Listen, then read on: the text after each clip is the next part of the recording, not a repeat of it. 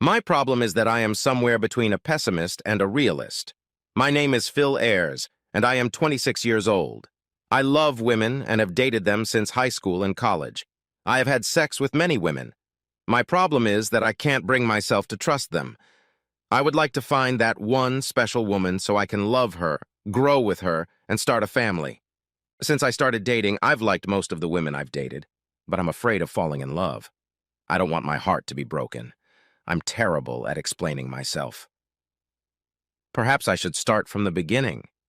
I come from a family with 2 brothers and 1 sister. All of them are older than me. We were 15, 13, 10 years old, and I was 5 years old at the time. It all started when my mom went with her girlfriends to a bachelorette party. I don't remember much of it, but a lot of it was passed down to me as I got older. My dad didn't trust my mom. I heard it was because he cheated on her with a few girls at the bar. I believe that since he was cheating, he thought my mom probably was too. He asked my brother to watch us for a couple hours and ordered us pizza for dinner. He waited 2 hours before he went to pick up my mom. He overheard her say where they were going. The rumor was that he followed Mom and her friends to a motel that had a lounge.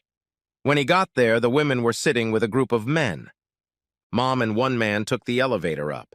Dad followed and waited 15 minutes before knocking on the door and saying, "Room service, extra towels." The man opened the door and Dad saw Mom naked on the bed. He hit the man in the head with a right cross. The man fell down and Dad kicked him in the gonads. Mom screamed. Security showed up and arrested Dad. The mom came home in a cab and the dad went to the police station where he was detained overnight. The man did not press charges because he was also married and simply told his wife that he had gotten into a fight. The next day, Mom and Dad had a big fight and Dad went to a lawyer and filed for divorce. They both stayed in the house, but Dad lived in the basement. Our house was very unhappy, but we all survived. After the divorce, Dad moved into a 1-bedroom apartment. It was only a block away, so we kids could visit him any time. The funny thing is, my parents still loved each other.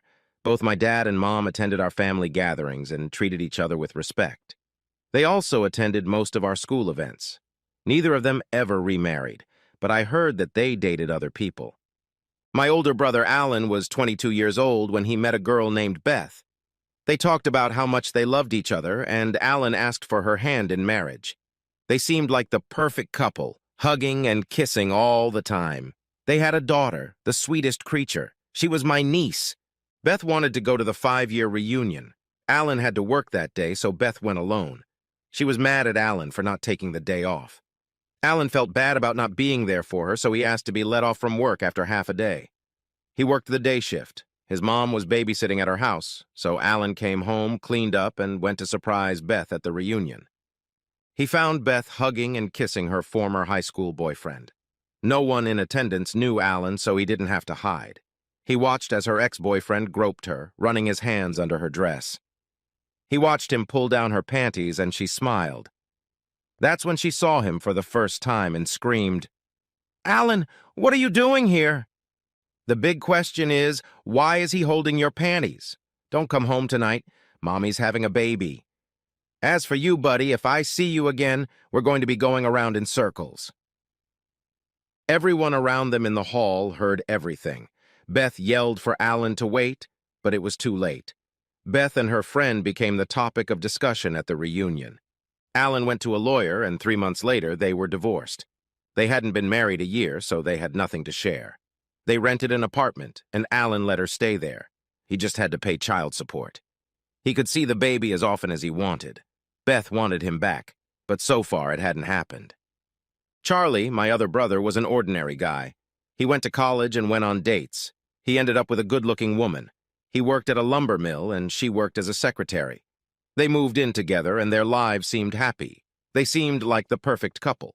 They dated for 2 years before he asked her to marry him. After the birth of their second child, his wife stopped working to stay at home. When both children went to school, Dana decided to go back to work. After 6 months, it was as if Dana had changed. She started dressing sexier to work and staying late more often. Charlie sensed something was wrong because their sex life had greatly diminished. Of course, he thought it had a lot to do with taking care of the kids. Dana mentioned that she had a sleepover coming up on Friday. She and another secretary had to go to a business meeting, and it was too late to drive home. She would be home on Saturday. She and Dolores, the other secretary, would be staying in one room, and the two bosses, Art and Bob, would be staying in the other room. He told her he didn't like the idea, but didn't stop her. She replied that he didn't trust her, even though she had never done anything wrong. Immediately after work, she went to Dayton. Dana's mother was watching the kids, so after coming home from work, Charlie decided to go to Dayton. It might have made Dana angry, but he couldn't sit at home and wonder what was going on. He hoped he was wrong. He got to the hotel around 8 o'clock. Then he checked at the front desk to see which rooms the men were staying in. Since he had given the names of the men, the girl working there told him the room numbers. Charlie decided to go to the lounge and order a drink before doing anything else. He saw Dana with two men and another woman in a booth near the back entrance. He took his drink and moved to a small table where they couldn't see him. Around 9 o'clock, they all got up and walked to the elevators. Charlie followed them 20 minutes later and headed for one of the two rooms. He knocked and hoped for the best. The door was opened by Dolores. He didn't know her by name, but she was with Dana. Behind her back, taking off his shirt, stood one of the two men. "I'm sorry, I must have the wrong room." Charlie was afraid his suspicions had been justified. He knocked lightly on the other door, and the man opened it slightly. "Can I help you?" "Yes, I'd like to speak to my wife." Charlie pushed the door open and saw Dana grab a blanket to cover herself. "Charlie, what are you doing here?" "Are you hiding your naked body?" asked Charlie. "I'm checking on my cheating wife. The kids are with your mother. I suggest you don't come home for a couple days. I'll be out of the house by Monday. It's all yours. Bob or Art, whoever you are, I'll contact your employer. You two have a nice evening." The man retreated to the door, raising his hand and clenching it into a fist. "Don't be a fool, asshole! I'll send you out the second Tuesday of next week. If I ever see you again, I'll probably do it anyway. Right now, you're not worth going to jail over." Boiling with anger, Charlie drove home. The adrenaline was more than enough to keep him awake. Dana called his cell phone half a dozen times, leaving messages. He hadn't read any of them. By the time Charlie got home, it was deep morning. He rested for a couple hours and then started packing up all his things. When he was finished, he left her a note telling her that he wasn't interested in any of her excuses and was contacting a lawyer. 6 months later, they divorced. My sister Sue had been married twice before. At the age of 21, she married a real estate agent. He was a pretty slick conversationalist and probably talked her out of her pants. Anyway, she got pregnant and Roger said he was going to marry her. He told my father that he was in love with her. They seemed happy, but 3 years later, she got pregnant with her second child. During her pregnancy, she walked into his office and caught him having sex with his assistant. During the divorce, Roger said he thought Sue had cheated on him, too. The baby was born the following month, and Roger requested DNA testing for both children. The test results showed that the first child, a girl, was his. The second child, a boy, was not his. This meant he only had to pay child support for one child. Sue said she had sex with an ex-boyfriend she had before she met Roger. According to her, she still loved him and called him to tell him about the baby. He was happy about it and said he had always loved Sue. They ended up getting married shortly after her divorce from Roger was final. This brings me back to the question of why I am afraid to get married. It's like my family has been spoiled. All of their marriages looked like they would last a lifetime. Of course, I didn't believe in witchcraft, but there had to be something special for a marriage to last. I've been an insurance agent for 5 years now. I own the agency, which is unusual for a guy my age. I have 4 agents working for me. I also have a secretary, but I've never dated any of the women in my office. I did have a longtime friend, Mary, who was the kind of person who lived in the neighborhood. She literally lived next door to my family. I think she was the closest thing to a buddy of mine. She was a year younger than me and was a tomboy. I was always a bit of a wimp as a kid. I hardly ever played sports. I played the piano and later learned the guitar. Kids at school would push me around and Mary started to fight me. In middle school, I asked my dad if I could join a gym. I started taking bodybuilding classes and went to them for the next 7 years. I didn't want relief muscles, but six-pack abs. In high school, Mary and I didn't socialize much. She played all the girls' sports. We were still friends, but we weren't as close. I still considered her my friend and tried to attend most of her games. She played softball, basketball, volleyball, and participated in track and field. Needless to say, she was very popular. I started dating her my senior year of high school. I asked Mary if she wanted to go to the prom. She said she was going with John Manning. He had invited her 3 weeks before. John was named prom king, and Mary was a junior in high school, so she couldn't be queen. I asked Lisa, who, like me, was a bit of a nerd, and she agreed to go with me. Her mom and my mom were friends.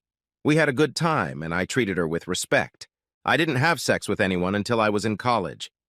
I was a business management major and only had 2 years to study. I wanted to go away to college to get away from my family. I loved them all, but I needed to be alone. I came home for Mary's graduation. What a party it was. I think almost everyone from her class attended. I was lucky if I got to talk to her for about 10 minutes. I heard she was prom queen her senior year. That didn't surprise me. She was going to go to a state university on an athletic scholarship. I don't even know what sport. In college, I met a lot of girls and had sex with a lot of them. I started coming out of my shell and became a little popular. The girls seemed to like that I was a little shy and played the piano. At different parties, they would ask me to play. Some of the girls told me they were looking for the right man. Something told me that a marriage with any of them would not last. I stopped looking for that special woman. I decided that if it was meant to be, it would happen on its own. I talked to many women about their wants and needs. Some of them seemed genuine, but I think most were just telling me what they thought I wanted to hear. I was a few years out of college, was in the office, and then the receptionist called me and said a client wanted to see me. I asked her if any of the other agents were available, but I was the one the client asked for. I told her to send her over. I got up to greet the client and was shocked to see Mary. I have to admit that I was shocked. "Mary, it's so good to see you. I haven't seen you since prom night. What can I do for you?" "Well, Phil, I graduated from college and now work as a teacher at a local school. I bought a car and thought of you when it came to insurance." My stomach rumbled, and for some reason I got nervous. "No problem. We can take care of that." I made her sit down and filled out the form, taking her information. She looked even more beautiful than I remembered. Finished with her business, I asked her if she had time to have lunch and talk about old times. She smiled and said she was starting school starting Monday, but didn't know if she should. She was seeing someone. "Mary, it's just lunch with an old friend. It's just been so long since I've seen you." "Okay, but I'll drive myself and meet you there. I'm so happy to see you again." We decided to meet at a restaurant near the office. Parking the cars, I opened her door. She smiled as she got out of the car and we walked inside. We sat in a booth against the back wall. We both ordered coffee and she asked me to speak first. "Mary, you were always my buddy and friend while we were growing up. When we moved on to middle school and then high school, you played all the sports. I was so proud of you. I attended almost all of your games." "I didn't realize you went to them. I thought I saw you a couple times, but I wasn't sure. Why didn't you come and talk to me?" "You were out of my league. You belonged to the elite part of the school. I didn't want to embarrass you. I was more of a geek squad at the time. I think it's safe to say now that I had a crush on you all through high school." "I can't believe you didn't come and talk to me. You've always been my friend." "I asked you to prom, but you already had a date. I saw you there. You looked so beautiful. My first date was with Lisa Allen, and I had a good time. I remember kissing her when I walked her home. I thought of you when I kissed her. The next week, I found out she was dating a jock, and he bragged about having sex with her. I felt a little silly. The next year, I went to your graduation. I heard you were the homecoming queen. That didn't surprise me. I remember you kissed me lightly when saying goodbye. I'll never forget that. Now it's your turn to tell me something. You seem to know everything I did in school. I want you to know that I thought about you and everything we did together as kids. Between studying, practicing, and playing, I didn't have a lot of free time. I know you think I was popular, but I tried to treat everyone the same. I didn't date much because my parents were pretty strict. I went to a state college for 4 years on a volleyball scholarship. I wasn't a big party person, but I still went to a few.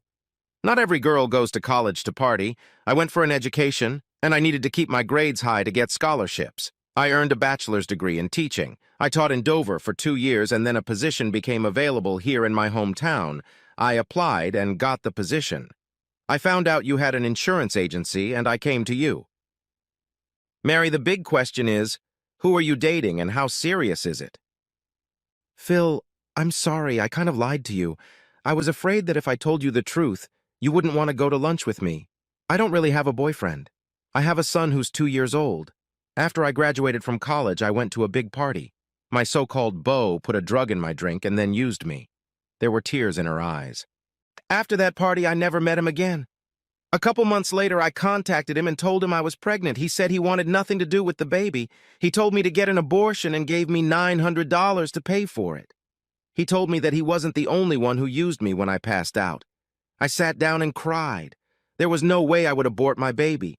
If you don't want anything to do with me, I understand. Does he know you gave birth?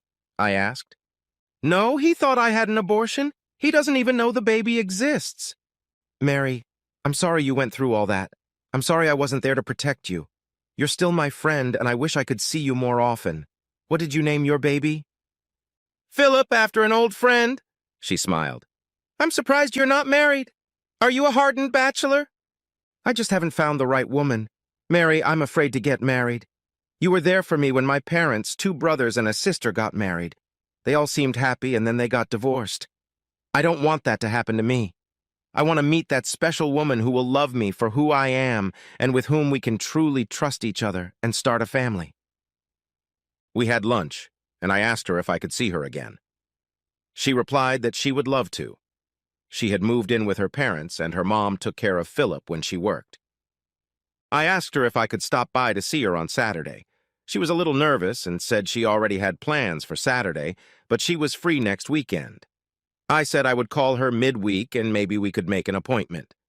She smiled and agreed. I gave her a little hug and we said goodbye.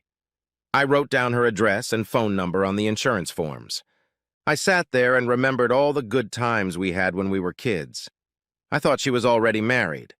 It surprised me that she had a child, but I figured she would be a great mom. She didn't tell me much about the man she got pregnant with, but I knew I would never forget the few things she did say. I had his name and the dealership he worked at. On Saturday, our office was only open half a day. I decided to drive by Mary's house.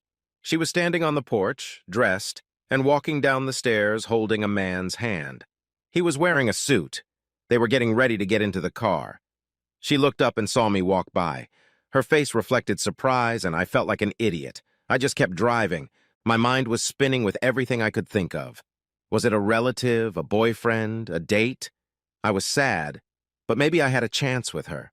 I stopped by my mom's house, and she asked me to stay for lunch. I mentioned to her that Mary had come by the other day and bought insurance.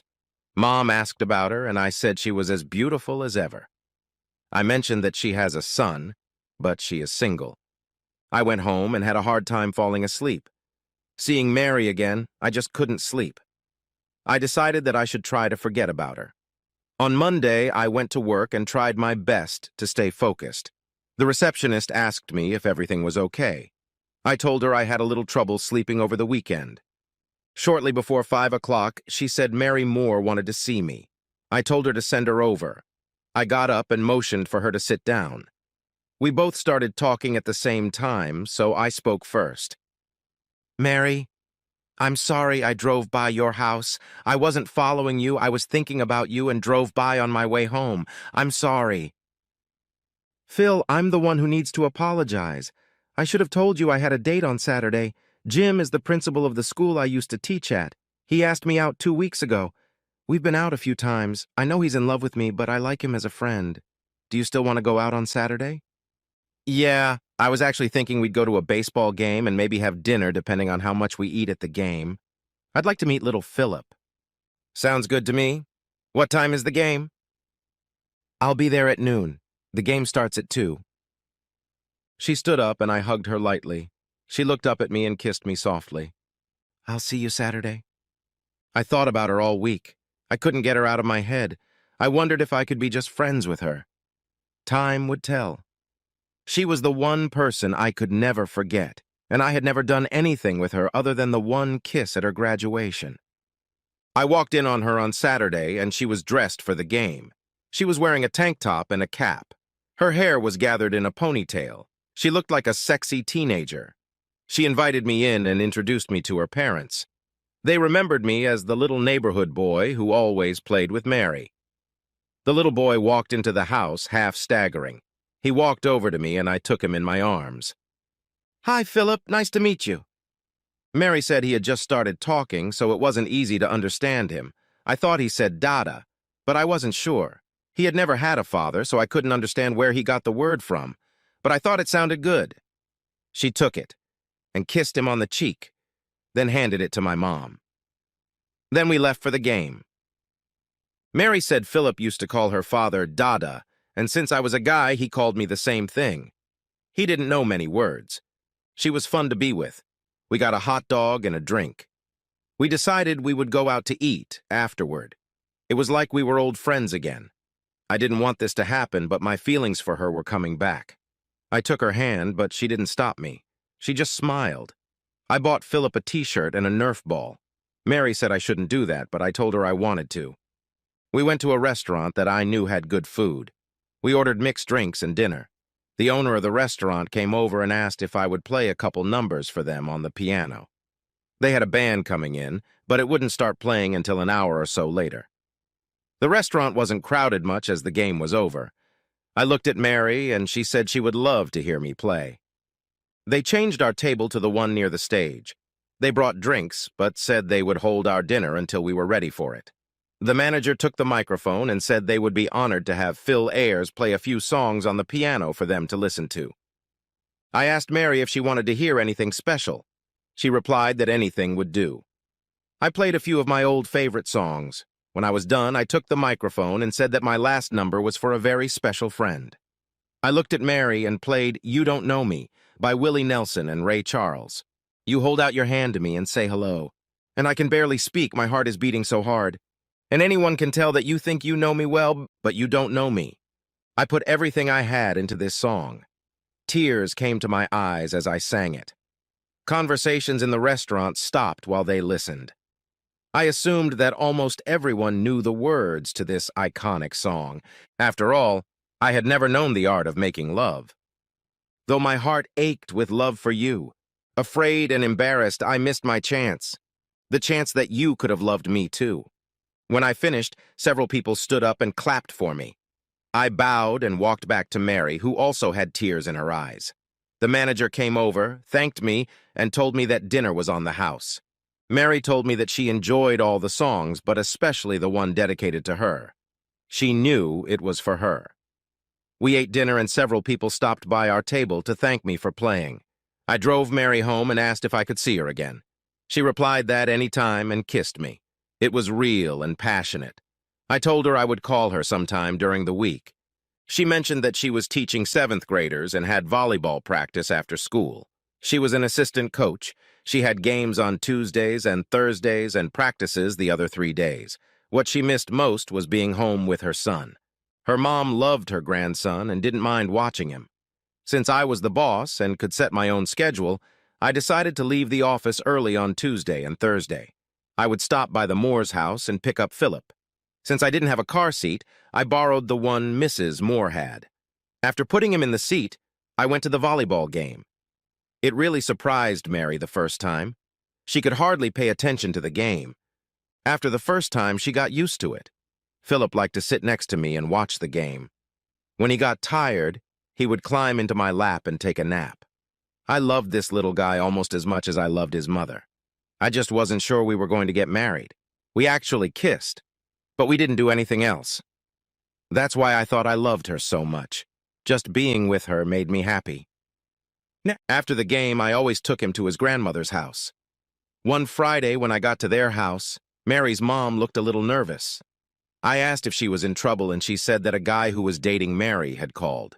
He wanted to know if she was going with him on Saturday to a teachers' conference in Columbus. I didn't know what to say or do. Mary had never told me about the conference. We hadn't made any plans for that Saturday. I figured I would just show up and we would play according to circumstances. I was getting ready to go home. I didn't feel like seeing Mary at all, but she walked in the door. She smiled until she saw the look on my face. "Phil, what's the matter? Is Philip okay?" She looked at me and then at her mother. "What's wrong, Mom?" "Jim called and asked what time you wanted him to pick you up tomorrow to go to the convention." Oh, God. I told him last time we went out that I wouldn't go with him. He told me he wouldn't give up that easily. I'm not going, Phil. I never told you that because I completely forgot. You have to believe me. It was over a month ago when he told me about this conference. Mary went to the phone and called Jim. When he answered, she told him she wasn't going. She then asked him not to call again because she had a boyfriend she loved. I didn't know what to think or what to do. Mary refused to talk right in front of her mother and me. Phil, I'm so sorry. Things were so good between us. I don't know what else to do. I really love you, even though we've only been together for a month. I've never had these feelings for another man. Please forgive me. I left and headed home. I didn't visit him that weekend. On Tuesday, I stopped by to pick up my little friend. He came right up to me and his grandmother smiled. We went to the volleyball game and Mary smiled broadly when we walked in. After the game, she hugged and kissed her son and then hugged and kissed me. I did the same thing on Thursday. One thing I forgot to mention. When Philip and I went to the game, there were always women sitting next to us. I didn't know any of them, but they would introduce themselves. I guess they just liked playing with Philip. But Mary told me they better not put makeup on me. That made me laugh.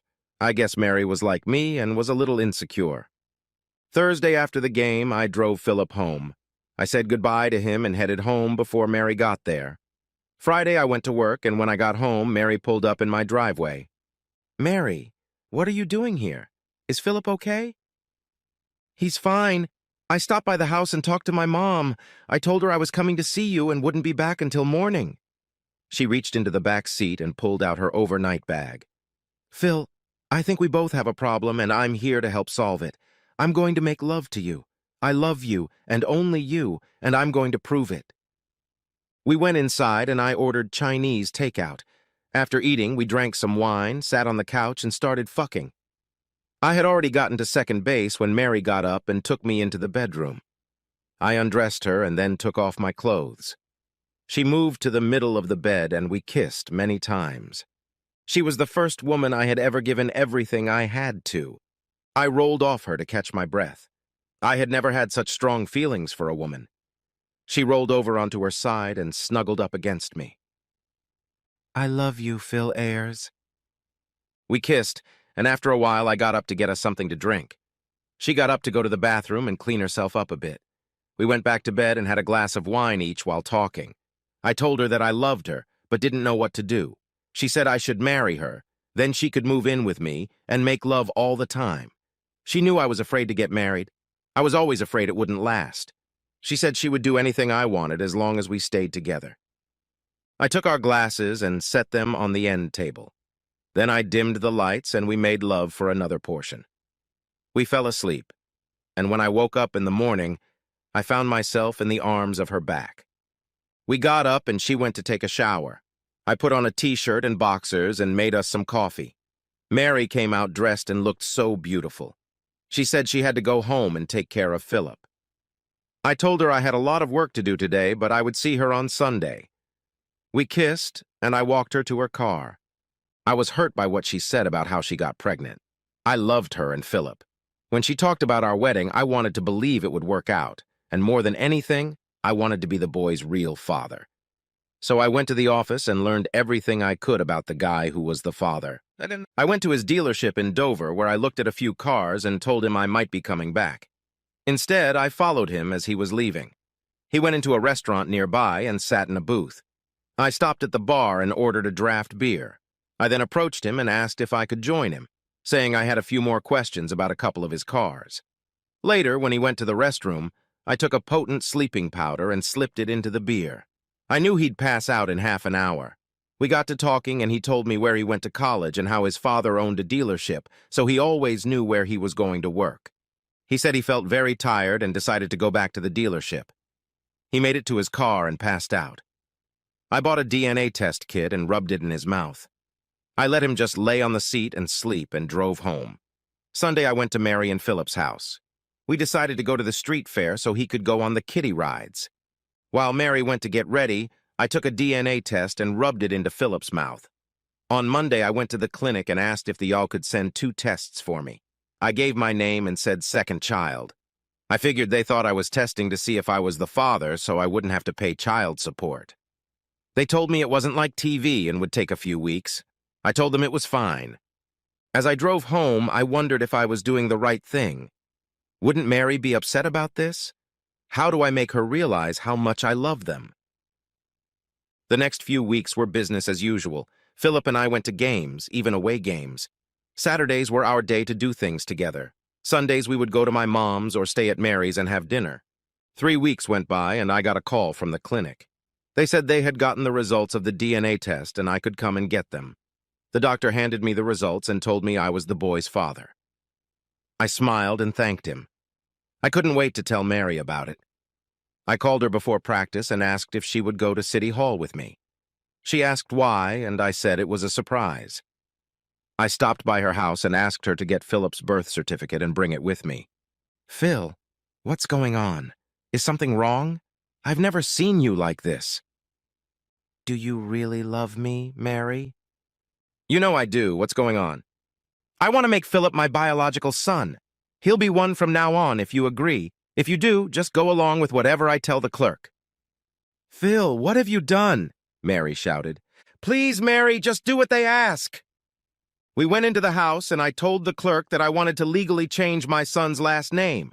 I said I wasn't around when he was born, so my last name wasn't on his birth certificate. Now I'm back and I want it corrected. I put his certificate on the counter. The old birth certificate didn't have the father's name on it. "Sir, you must show proof that you are his father." Mary looked confused. I was sure she had questions. I hoped that after I explained everything, she would realize how much I loved her and little Philip. I placed the DNA tests proving I was his biological father on the counter, along with his driver's license. The clerk checked the paperwork to verify the test results and then filed an application to change the birth certificate. Mary had to show her driver's license to verify that she was the mother on the certificate. Once all the paperwork was received, he was legally required to become Philip Brian Ayers. I thanked him and picked up little Philip. Then we walked to the car. "Are you going to tell me how you did it? You know that makes you totally responsible for him. I love you, but I can't believe you did it." I love him, and I want him to have a real father. He should never know another. For a few minutes, we sat in the car. Mary stared out the window but didn't say anything else. My heart raced as I waited for her to speak. "You did this for us? For me?" "Yes, I would do anything for you, Mary." I was about to say something else, but Philip started whimpering. It was getting late, so I figured he was hungry. I drove across town and stopped at a McDonald's. He grinned when he saw where we were. We ordered his baby food, and Mary and I each ordered a burger and fries. I put Philip in the booster seat, and Mary sat next to him. Even though the restaurant was crowded and noisy, I didn't notice anything. All I could see was Mary. I reached into my pocket and knelt down in front of her. "Mary, you know how much I love you. Will you marry me?" "Oh, God, yes, yes, I will marry you." She was smiling and crying at the same time. I put the ring on her finger and gave her a quick kiss. We ate and watched little Philip make a mess, but he loved it. I couldn't believe how much I loved this child. When we got back to Mary's house, I saw Mr. Moore sitting in a soft chair. Mrs. Moore had come out of the kitchen. She must have noticed us smiling because she asked what was wrong. Mary held out her hand and her mom cried. They hugged and her dad smiled at me. When they calmed down, Mary told her parents about going to court. She said that I was now legally Philip's father. Mary showed her a copy of the new birth certificate and told her we would be getting the amended original soon. They didn't ask how we did it, and I didn't put out any information. Mrs. Moore asked when we were going to get married, and I said that was entirely up to Mary. I simply said that I would rather be early than late. We decided that Thanksgiving was only 6 weeks away, and Mary would already be done playing volleyball, so we decided to get married the following weekend. I was still nervous as hell about the wedding, but I truly loved Mary and little Philip. I told Mary that I would make a short list of people I would invite. I didn't want to send out a bunch of invitations. Mary said she would do the same. Mary said she invited some teachers she was friends with and 2 aunts and their family on her mother's side. On her father's side, she invited his brother and their family. I invited the office staff, my two brothers and my sister and their families. When I invited my mom and dad, they said they would come together and were very happy for us. I was so afraid something would go wrong, but Mary kept me grounded on our love for each other. I asked my dad to be best man, and he said he would be happy to. Mary asked her mom to be the matron of honor since she was also her best friend. I asked my brother Alan if his daughter could be our flower girl, and he said he would ask his ex-wife. He then surprised me and said he would bring Beth as a bridesmaid. I invited my brother Charlie, and he was very happy for me. He asked if it was okay to invite Dana, his ex-wife. I told him that was fine. That's how I got to my sister Sue. I asked her if her son Benny could be my ring bearer. Philip was still too young. She said she could, and that she and her husband Richard would be there. I talked to Mary and told her about my family coming. My divorced parents were getting together. My brother Alan was bringing his ex-wife Beth, and my brother Charlie was bringing his ex-wife Dana. And Sue was coming with Richard, her second husband. They all brought their families. Mary looked at me and kissed me. "Phil, it looks like you're getting your family back together. I'm happy they all want to be near you." Our little church was full. Seeing my whole family together made me feel really good. As the children walked down the aisle, one being a ring bearer and the other scattering flower petals, my heart filled with joy. Tears came to my eyes as I watched my dad and Mary's mom act as best man and matron of honor. The music changed, and everyone stood up as my beautiful Mary, with my dad holding her hand, began to walk down the aisle. I couldn't help myself, and tears ran down my face. I knew immediately that I had made the right decision. After we said "I do" to each other, we all went to the hall we had rented. There was a nice buffet set up, and Mary and I were the first in line. We got our food and sat down at the main table. No sooner had we taken 2 bites than everyone clinked glasses, demanding that we kiss. I didn't mind the kissing, but I wanted to eat while the food was hot. After we ate, the band started playing all the songs you hear at weddings. I don't know if I got the chicken song right, but I got Hokey Pokey right.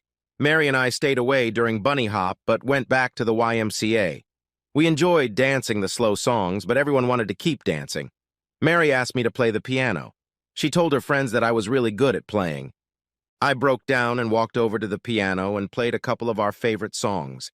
Then I asked my sister Sue to come up and sing a song while I played. She had a beautiful voice.